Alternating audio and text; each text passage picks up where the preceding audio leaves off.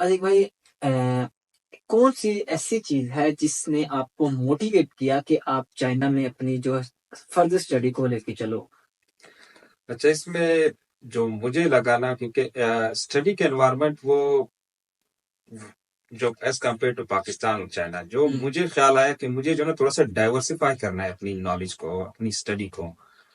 जो research work और जो theoretical work, basically theoretical work Pakistan में ज्यादा है। तो सीनियर से थोड़ी सी जो ना अटैचमेंट रही, उन्होंने मोटिवेट किया, गाइड किया कि if you want to do a practical work more, then you should apply for the scholarship, for foreign scholarship. फिर ज्यादातर जो जो सीनियर्स थे वो चाइना से, यूनिवर्सिटी से कुछ पास आउट थे, कुछ जो है ना एनरोल्ड है। उन्होंने जो लेब्स के बारे में बताया कि आप अगर अपना research work well facilitated lab में कंडक्ट करना चाहते हैं तो China is the best option. तो इसी चीज को लेके के एक ही सिस्टम एनवायरनमेंट पे रहना, फिर उसी में दोबारा सेम प्रोफेसर के साथ रहना, और फिर पाकिस्तान में जहाँ पे थ्योरेटिकल पे ज्यादा ध्यान है उसका सिस्टम का। तो उस चीज को देख के मैं सोचा कि यार किसी ऐसे एनवायरनमेंट में जाए जहाँ ये थोड़ा सा चेंज हो, एनवायरनमेंट चेंज हो, पीपल चेंज हो, थिंकिंग चेंज हो, जिससे सीखने का मौका मिले। तो इसको सोच के फिर हम आगे बढ़े, अप्लाई किया। और तो इसमें ना आपने मतलब अपना जो है, आपका कहने का मतलब ये है कि जो आप जहाँ पहले स्टडी कर रहे थे मतलब पाकिस्तान में, वहाँ पे थ्योरेटिकल वर्क बहुत ज्यादा था। मतलब स्टूडेंट्स को नोट्स दे दिए जाते हैं कि पढ़ो आप, ठीक है, पढ़ते रहते हैं, और स्टूडेंट्स का मतलब उन पे प्रैक्टिकल नहीं करवाया जाता कि आपका बेसिकली आपका ये प्रैक्टिकल क्या है। लेकिन चाइना में प्रैक्टिकल वर्क बहुत ज्यादा है, इसी वजह से आप में। इसका इसमें कुछ ऐड करना चाहता हूँ कि इसमें ये ऐसा नहीं है कि पाकिस्तान में जो है ना प्रैक्टिकल वर्क नहीं हो रहा, लेकिन प्रैक्टिकल वर्क जो रिसर्च वर्क है वो ऐसा हो रहा है जैसे वो सुपरफिशियल आप टच दे रहे हैं।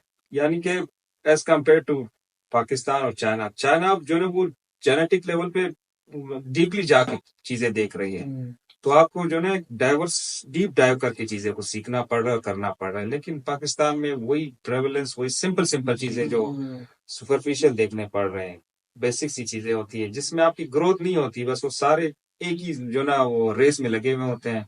तो उसमें फिर वो एक पैटर्न की तरफ जाना, कोई न्यू डिस्कवरी करना, उस चीज तक जो ना इंस्टीट्यूट पहुंच नहीं पाती अपने स्टूडेंट्स के साथ।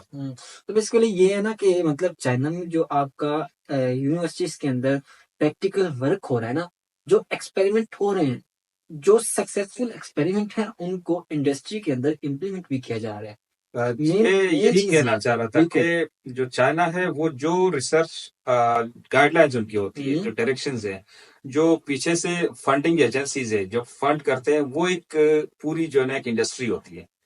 वो फंड करती है, और एजुकेशनल इंस्टीट्यूट्स जो बैक साइड पे, जैसे सीएससी जो है ना आपको फंड कर रही है, उसी वहां से उसको भी कोई इंडस्ट्री जो है ना इंगेज कर रही है कि आप स्टूडेंट्स की जो है ना जो माइंड्स है ना, न्यू जनरेशन जो है, इनकी माइंड को बरोकार लाते हुए कोई ऐसा आइडिया निकाले जो आइडिया फिर जाके इंडस्ट्री, एक पूरी इंडस्ट्री डेवलप करती है। यानी कि आप कोई एक चीज बनाते हैं तो चाइना में वो इम्प्लीमेंट होती है, वो इंडस्ट्री में जाती है, उससे कोई ना कोई प्रोडक्ट बनती है। तो प्रोडक्ट फिर आसानियां पैदा करती है लाइफ में इंसान की। तो ये इस वजह से तो फिर अगर हम चाइना की सक्सेस की तरफ देखें ना, तो हम ये कह सकते हैं कि चाइना की सक्सेस के पीछे स्टूडेंट्स का बहुत ज्यादा हाथ है। मतलब ये स्टूडेंट्स, ये जो फॉरेनर स्टूडेंट्स और जो ये स्टूडेंट्स को स्कॉलरशिप ऑफर करते हैं, उनके माइंड को यूज करते हैं, उनके आइडियाज को यूज करके अपनी जो है इंडस्ट्रीज के अंदर अपने जो प्रोडक्ट्स हैं उनको इम्प्लीमेंट करते हैं। ये सब कंट्री का यही मोटो है। आप अदर जो ना यूरोपियन कंट्रीज देखे ना, वो भी स्कॉलरशिप पे स्टूडेंट्स को हायर कर रहे हैं।